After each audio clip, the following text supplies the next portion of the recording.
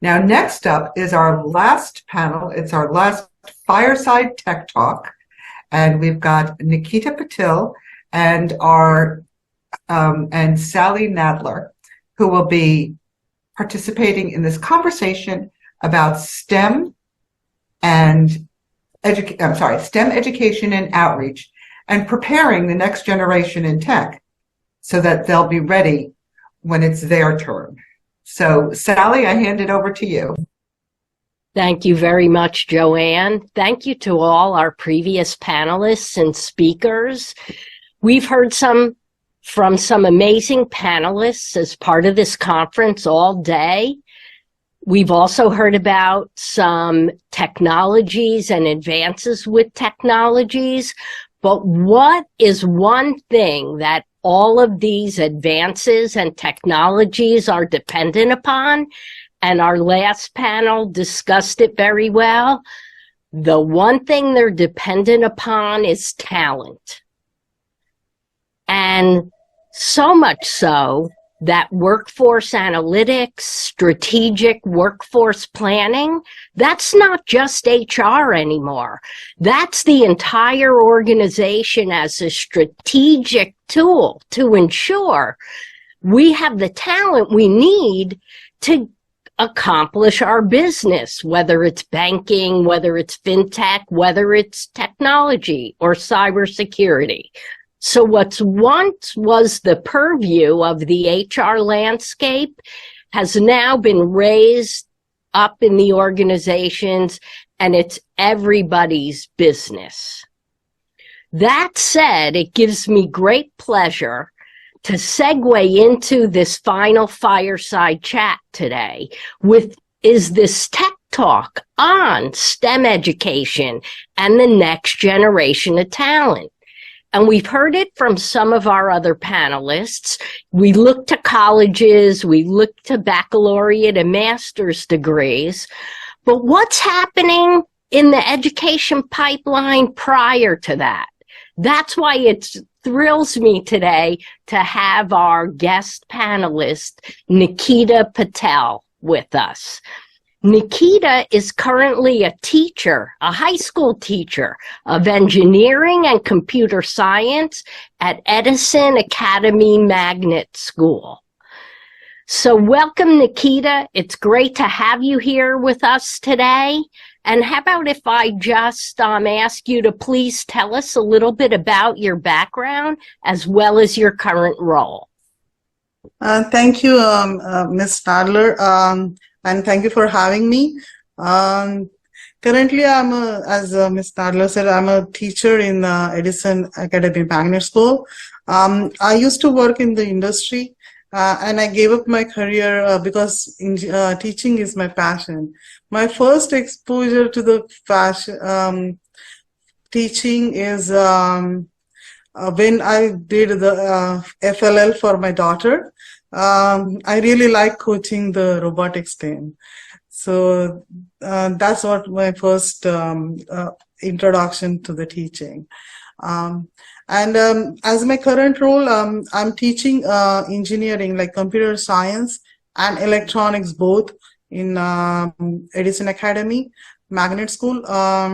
So in my school, the 9th grader get to experience both engineering, like mechanical and my subject, and then in the third marking period they get we choose, and on their recommendation we give them the major, either the mechanical or electronics and computer science. So in my major we are doing right now Python and all Python with Raspberry Pi. We are even giving the CMU credit for Python course, and then the then cybersecurity, AWS, project management, Oracle database, Java. So all sorts of, like, it's just a touch upon things, but we go as we meet every day. We could go in detail, like in depth for those classes. So yeah, that's about it for my background and current role. Oh, Thank you. Thank you so much. So can you tell us a little bit about your enrollment makeup, especially what's the gender balance currently and what's the outlook for the future? So this, I'm really happy this year because the incoming freshmen are 11, we have like 22 student incoming class. So in this year, it is like exactly 50%, 50% gender division. Earlier year, when I joined in March last year, the 2 years back, it was just 9 girls and rest of them were boys. So the gender imbalance was there. But this year we had a administration change, and I'm really glad that they are taking the step towards inspiring, taking more and like the same gender bias, like gender separation. So that's really good to look forward for that. Yeah. What do you attribute the greater percentages of girls and young women in your classes to? The more and more women, they tend towards computer science, and electronics does not excite them that much. So they like coding, and something that is they can sit. I'm sorry to say that, but they're comfortable with, they don't, the hands-on stuff with the electronics moving here and doing stuff mechanical, very least girls wants to do that. So I would really see encouragement in those areas. I have seen the girls get intimidated by probably the way boys are showing, they come forward and the boys are taking more active role in the class.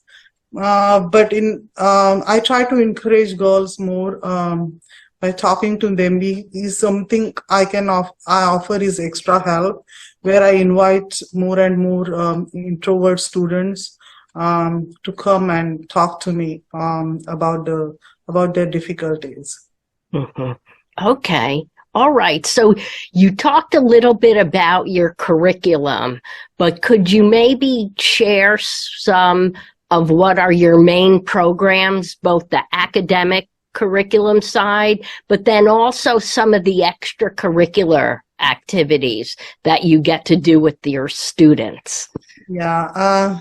I'm really excited, part of a biggest club in the academy, that is a BLA, Future Business Leaders of America.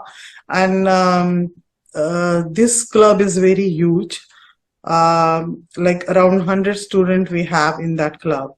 And if you see that we are only 22 per grade, so if you calculate that, that's a huge, like more, 1/4 school is in that club. So, and the programs that I offer is, they are like, I started the robotics team last year. So we are doing FTC this year. I chose the first because I like the first, that how the first inspires the students to take on the challenges. They are more actively involved, and I like the community service aspect of the team, of the competition. It's not just robotics or the programming. You can do the community service also. That is also a big part of your winning. So then main academically, we do AP courses like AP CSA. And then we offer, as I said, we offer CMU credit for intro to, there is, I think, 5, I don't know the number, but it is I think 112, their introduction to computer science. Introduction to computer science, in Carnegie Mellon. So they offer like 12 credits we offer in the school. Then we also offer industry certification in AWS and Oracle database, even Oracle Foundation in database both and Java. And the cybersecurity aspect, I just touch upon like the beginning part of it, like the very basic stuff. So then they have an opportunity to not only take your class, but to earn college credits and credentials? Yes, yes. That's excellent. Yeah, thank you. You're And welcome. Go ahead. In senior year, they do the capstone project for second, third, and fourth marking period, where whatever they learn all these 3 years, they put it into action. And we have a big showcase, and even we have patent that student has the project with. So they develop very IoT-based projects or mechanical aspects of like mainly mechanical project in the mechanical engineering class. And in my class, most of the projects are IoT based.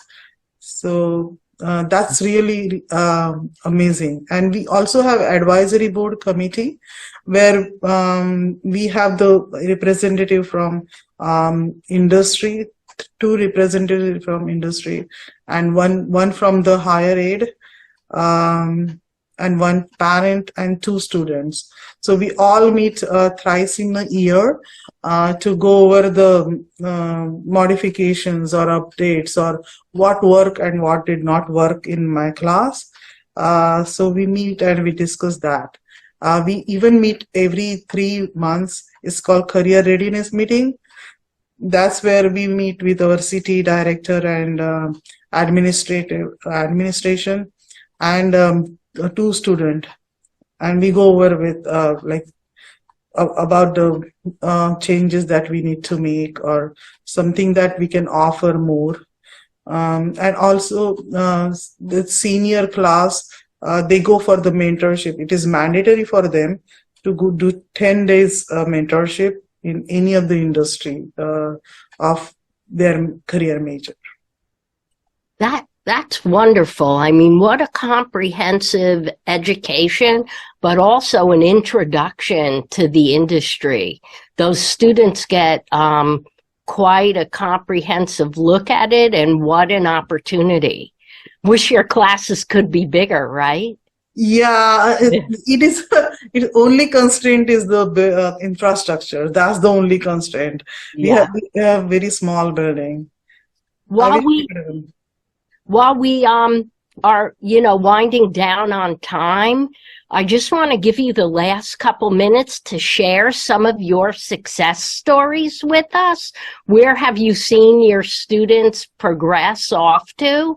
And maybe just tell us a thing or two that perhaps the SheTek community and its members can do to help you grow and sustain your program. We can certainly thanks, Ms. Nadler. This is really what we need. We need the support from outside so that we can give more opportunities to our students.